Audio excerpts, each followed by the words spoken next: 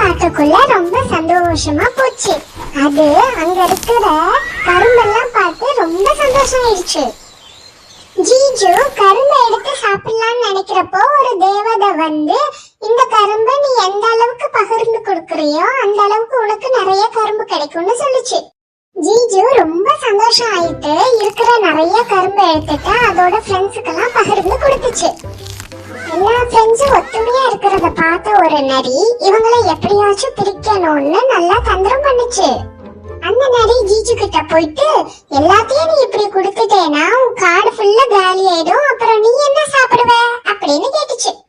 நரி பேச்சு கேட்ட உடனே அந்த தேவதை சொன்னதை மறந்துடுச்சு ஜீஜு.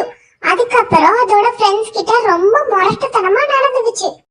ஜீஜு கொடுக்க வேண்டிய அளவை ரொம்ப குறைச்சிடுச்சு.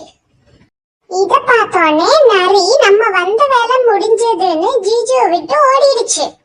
ஜீஜு சந்தோஷமா அந்த கரும்பு தோட்டத்துல வந்து சாப்பிடலான்னு பார்த்தா அங்க கரும்பே இல்ல, வெறும் குச்சி தான் இருக்கு. ஜீஜு சோகமா வரும்போது அந்த தேவதை மறுபடியும் வந்தது.